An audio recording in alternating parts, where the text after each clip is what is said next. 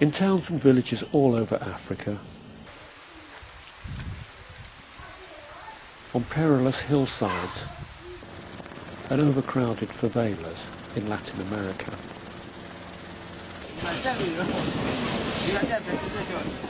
From Asian cities, where communities live right next to busy railways, and back to the unplanned and unhealthy cities of Africa.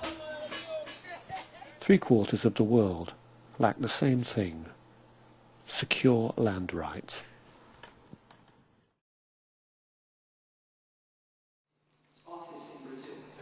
But there is a network working to find ways to secure those rights.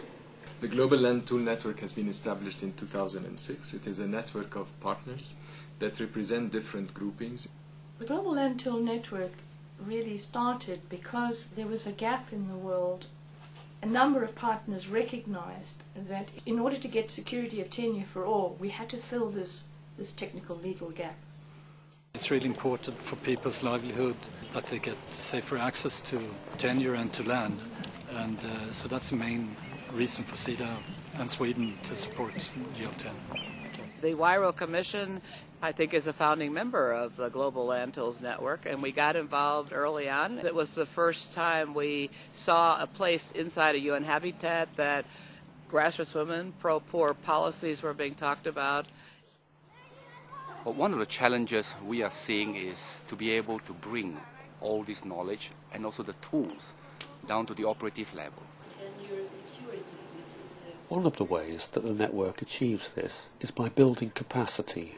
The Land Tool Network emphasizes capacity building as one of its key cross-cutting themes, and we realize that there's capacity building needed for many different actors working on land.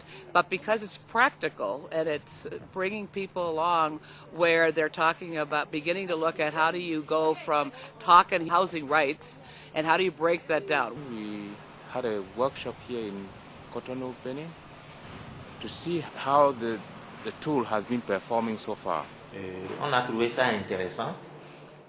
We found the workshop interesting in that it gave an overview of the RFUs in Benin. The workshop brought up the possibility of using the tool in other communities. All this initiative can actually fit into a land policy or land reform which is needed. We are seeing a lot of the participants that take part in these courses actually then meeting up separately in the countries after we've done training programs. And I think that's what we bring to GLTN. That it's not a technical or a managerial issue, but it's a deeply political process. I think GLTN has managed to delink some of these contentious issues related to land by focusing on tools. We are now in a situation where we have a number of tools. And one of these tools has established a new approach to tenure. The social tenure domain model is a land rights recording system. It is really responding to the development of proper land tool as one of the objectives of GLTN. The conventional land administration systems cannot accommodate informal settlements where you have multiple claims on the same property. This is now caters to the needs of the informal settlements, customary areas, and those with chaotic records management systems. There's also an opportunity because now there's an ongoing interest of programmers, technical people, and professionals to actually deal and use this software. Of the many challenges putting into practice land tools, one of the most crucial is to make sure that women also share the benefits. What GLTN has done is really to include in the process also gender issues and grassroots women. Gender is critical for GLTN because it's well known and evidence shows that there's a huge disadvantage in terms of women's access to land. One of the things GLTN has been working on is to develop a set of gender evaluation criteria. Nós começamos a trabalhar com GLTN em 2007. We participated in a workshop in Nairobi, in Kenya. Very proud of one of our member groups, Espacio Feminista, who was at the original meeting when we designed the gender criteria and who took it home to Recife. This was the beginning of the development of what we call the matrix, the criteria for the evaluation of gender. What we're seeing now in Recife, Brazil, is that it's also being used as a checklist in the design of a new initiative, such as land regularization there. Combination kind of opened up space that hadn't opened before and gave them recognition, so that now the national Brazilian government wants to see how they can move land regularization for communities. Espacio Feminista in Brazil is just one of the many partners that GLTN as a network works alongside. A very important step forward in our own activities that we have created these very important partnerships within the GLTN network. The concentrated energy of numerous partners working together to be able to deliver on an agreed agenda. The Global Land Tools Network is a partnership, and there's now 45 international groups.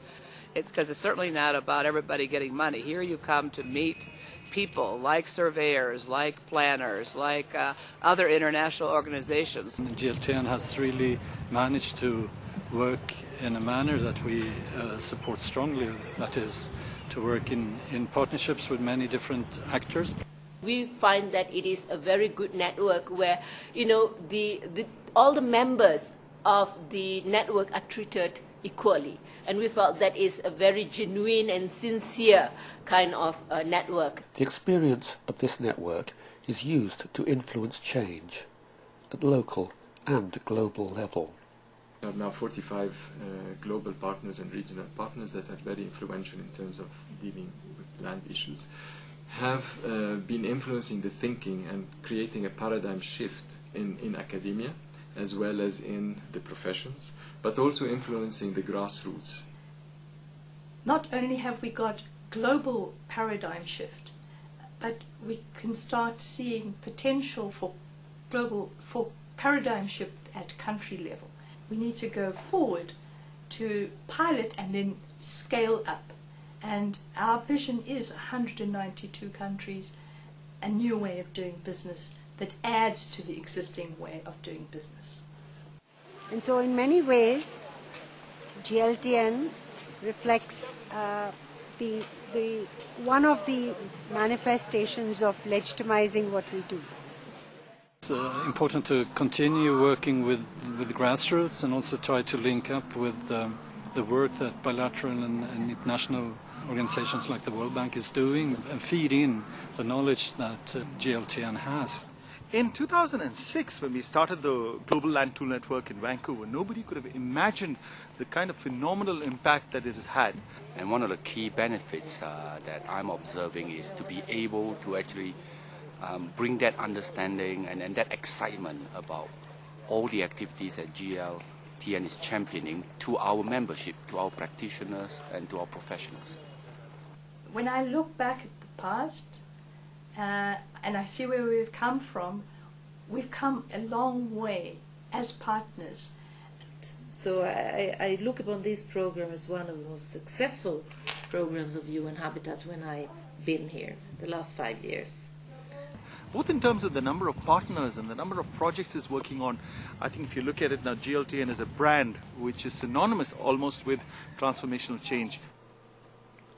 This global network has helped to transform the way that land issues are tackled by working with grassroots groups and policymakers and developing new thinking and new tools so that communities around the world can enjoy the land rights that they deserve.